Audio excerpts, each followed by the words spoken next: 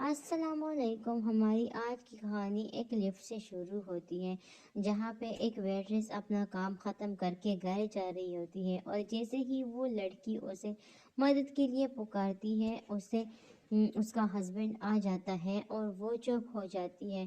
اس کا ہسبینڈ جو ہے وہ لفٹ کا دروازہ بند کر دیتا ہے۔ وہ لڑکی اسے کہتی ہے کہ تم دونوں ٹھیک ہو، کسی چیز کی کوئی پریشانی تو نہیں ہے۔ جیسے ہی وہ منہ کھولتی ہے اس کی بیوی، اس کا ہسبینڈ کہتا ہے کہ نہیں، سب ٹھیک ہے، کچھ بھی نہیں ہے۔ وہ لڑکی اسے کہتی ہے کہ یہ اتنی گھبرائی ہوئی اور خوفزدہ کیوں ہے اور رو کیوں رہی ہے۔ وہ آدمی اسے غصے سے کہتا ہے تم اپنے کام سے کام رکھو، یہ ہمارے آپس کی بات لیکن وہ ویٹریس سمجھ جاتی ہے کیونکہ گلے پہ اس کے زخم کا نشان بھی ہوتا ہے کہ اس کے ساتھ کچھ برا ہو رہا ہے اور وہ آدمی اسے کہتا ہے کہ تمہارا فلور آ گیا ہے، تم باہر نکلو یہاں سے۔ وہ آدمی اپنی بیوی سے کہتا ہے کہ تمہیں کوئی پریشانی کی ضرورت نہیں ہے، لیکن پیچھے وہ لڑکی اسے ہیلپ کے لیے پکارتی ہے۔ وہ ویٹریس سمجھ جاتی ہے کہ ادھر کوئی نہ کوئی کہانی ضرور چل رہی ہے۔ اسے کچھ بھی سمجھ نہیں آتا، لیکن وہ اپنی ایک کینچی اپنی جیب میں رکھ کر اس کا پیچھا کرتی ہے، اور ادھر وہ ہسبینڈ اور اس کی اپنی بیوی کو زبردستی گاڑی میں بٹھا رہا تھا، اور وہ عورت بار بار اپنی بچی کا کہہ رہی تھی کہ مجھے اپنی بچی کے پاس جانا ہے، مجھے اپنی بچی سے ملنا ہے۔ لیکن وہ آدمی اسے غصے سے کہتا ہے کہ وہ نہیں آ سکتی ہے، تم اس کو بھول جاؤ، اور وہ دھکا دے کر اسے گاڑی میں بٹھا کر گاڑی کو لاک کر دیتا ہے۔ لیکن ادھر اس ویٹرس کو سمجھ آ جاتا ہے کہ اس نے اس کو بے ہوشی کا انجیکشن لگا دیا ہے تاکہ اس کا جسم سن ہو جائے اور وہ کسی سے کچھ نہ کہے۔ لیکن وہاں پہ ویٹرس آ جاتی ہے اور اسے کہتی ہے دروازہ کھول دو، لیکن انجیکشن کی وجہ سے اس میں کوئی بھی طاقت نہیں ہوتی۔ وہ ویٹرس اسے کہتی ہے کہ میں تمہاری مدد کروں گی، تم فکر نہ ہو، اور وہ موبائل سے پولیس کو کال کر دیتی ہیں اور اسے ایک ہوٹل، اسکریو ہوٹل کا نام بتا دیتی ہیں کہ ادھر ایک عورت کو اس نے زبردستی قید کر کے اس کے بچی کو پتہ نہیں مار دیا ہے کہ کہیں کڈنیپ کیا ہے، ہمیں کچھ نہیں پتا، آپ آ جاؤ۔ اور فون رکھ کر وہ اس عورت سے کہتی ہے کہ تم فکر نہ کرو، میں تمہاری مدد کروں گی، میں نے پولیس کو کال کر دی ہے۔ اور اتنے میں وہ اس آدمی کی قدموں کی آہٹ سن لیتا ہے جو بریف کیس اس کے پاس تھا، اور وہ اسے کہتا ہے کہ تم چپ ہو جاؤ، کچھ نہ بولو، میں تمہاری مدد کروں گی۔ وہ آدمی آ جاتا ہے اور ادھر ادھر دیکھتا ہے اور اپنی گاڑی کی ڈگی میں وہی بریف کیس رکھ دیتا ہے۔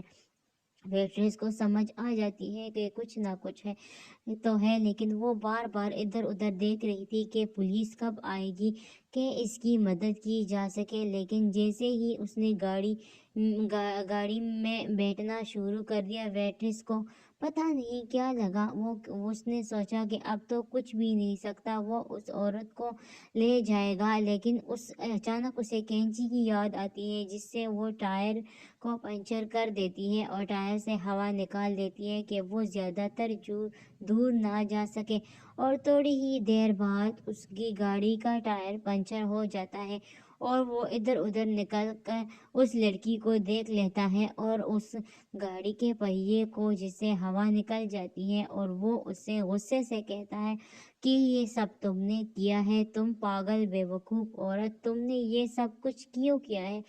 وہ لڑکی اسے کہتی ہے کہ تم ایک زبردستی ایک عورت کو لے جا رہے اور اس کے بچے کو پتہ نہیں تم نے مار دیا ہے کہ نہیں۔ لیکن وہ غصے سے کہتا ہے کہ تمہیں کچھ بھی نہیں پتا، تمہیں کچھ بھی سمجھ نہیں آ رہا ہے، تم نے یہ بہت برا کیا۔ اور جیسے ہی وہ اس کو دھمکاتا ہے، پولیس آ جاتی ہے۔ وہ لڑکی اسے کہتی ہے کہ اب جو کچھ بھی کہنا ہے پولیس کے سامنے تم کہو گے۔ پولیس آ جاتی ہے اور اسے کہتی ہے کہ اپنے گاڑی کے پیپر دکھاؤ۔ ڈینیل اس کا نام تھا، اس کے ہسبینڈ کا۔ وہ اسے کہتا ہے اتنے میں اس کا ایک پولیس آفیسر جو اس کا دوست ہوتا ہے وہ سامنے آ جاتا ہے۔ وہ لڑکی کہتی ہے تم ایک دوسرے کو پہلے سے جانتے ہو؟ وہ آفیسر اسے کہتے ہیں ہاں، ہم بہت پرانے دوست ہیں، لیکن پوسٹنگ کی وجہ سے ادھر ادھر چلے گئے ہیں۔ لیکن اسے کچھ بھی سمجھ نہیں آ رہا تھا کہ یہ کیا ہوگا۔ डैनियल ने उसे कहा था कि पुलिस ऑफिसर से कहा कि तुम मेरी बात सुनो। लड़की उसे कहती है इसकी बात ना सुनो, लेकिन वो उसे कहता है तुम चुप हो जाओ, मुझे सब कुछ पता है। वो उसे साइड पे ले जाकर एक नोट दिखा देता है और कुछ पैसे भी शायद दे देता है, जिससे वो वेट्रेस दूसरे ऑफिसर से कहती है कि वो उसको रिश्वत दे रहा है। और वो ऑफिसर से कहे नहीं, ऐसा कुछ भी नहीं, वो सिर्फ बात कर रहे हैं। और आते ही फिर वो ऑफिसर कह देता है कि हमें कोई भी परेशानी नज़र नहीं, यहाँ कुछ भी नहीं है, वो औरत बिल्कुल ठीक ठाक है, हम इधर से जा सकते हैं।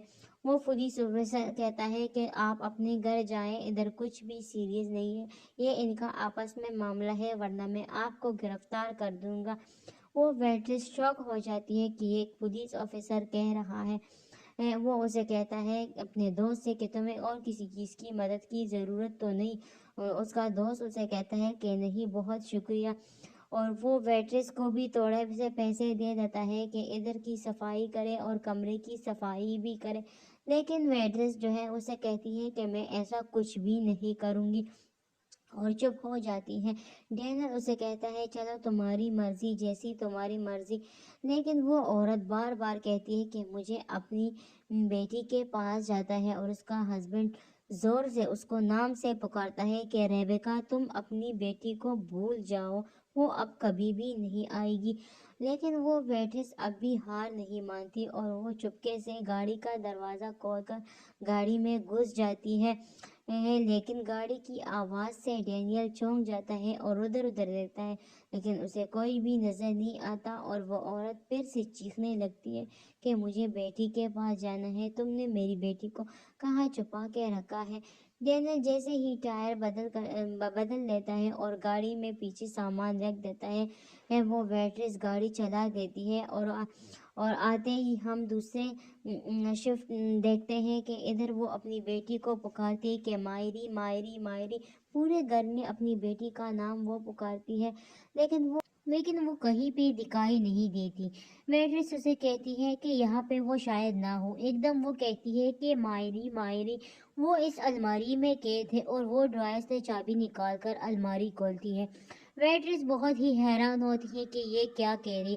वो उसे कह रही है कि मैं उसकी आवाज़ सुन रही हूँ, तुम्हें सुनाई नहीं देता लेकिन मुझे सुनाई देता है। वेट्रेस बहुत घबरा जाती है कि आखिर इधर तो कोई बच्ची नहीं है। और वो जैसे ही एक सूटकेस निकाल देती है, उसको खोल देती है। वो कहती है इसमें कैसे हो सकता है। और जैसे ही वो खोलती है, रेबेका बहुत ही ज़्यादा खुश होती है। वो कहती है यही मेरी बेटी है। और वो एक ब्रीफ केस से एक डॉल निकालती है और उससे कहती है कि यही मेरी बेटी है। वेटर से कहती है तुम पागल हो, ये तो एक गुड़िया है। वो उसे कहती है गुस्से से कि तुम भी मेरी हस्बैंड की तरह बात कर रहे हो, ये गुड़िया नहीं है। वो उसे समझाने की कोशिश करती है कि ये कोई इंसान नहीं है, ये एक खिलौना है। वो अपने फ़ोन से एक नंबर मिलाती है और वो जैसे ही नंबर मिलाती है, रेबिका उससे मोबाइल छीन लेती है कि तुम किसी को कॉल नहीं करोगी, ये मेरी बेटी है। एकदम उसे याद आता है कि वो नोट जिसपे पुलिस को दिखाया था, वो एक डॉक्टर का था जिसपे लिखा था कि उसकी वाइफ की जहनी हालत ख़राब है। अब उसे समझ आता है कि क्यों उसका हस्बैंड उसे टॉर्चर कर रहा था, क्योंकि वो हॉस्पिटल नहीं जा रही थी अपना इलाज करवाने के लिए। रेबिका उसे कहती है कि मैं तुम्हें मार दूंगी अगर तुमने मेरी बेटी के साथ कुछ किया। वेट्रेस उसे कहती है कि ये तुम समझने की कोशिश करो, ये एक खिलौना है, ये एक इंसानी नहीं है। प्लीज़ तुम समझने की कोशिश करो, तुम जितना जल्दी समझ जाओगी उतना ही अच्छा होगा। लेकिन वो उसे कहती है अगर तुमने मुझे ये छीनने की कोशिश की तो मैं तुम्हें जान से मार डालूंगी। फिर उसको समझ आ जाता है कि वो एक पागल औरत है, तो उसने एकदम से उसकी तरह रिएक्ट करना शुरू कर दिया कि वो रो रही है, तुम्हारी बेटी रो रही है, उसको देखो, बहुत ज़ोर से वो रो रही है। वो उसे कहती है कि उसे दर्द हो रहा है, तुम उसकी आवाज़ सुनो, उसकी आवाज़ में एक दर्द है।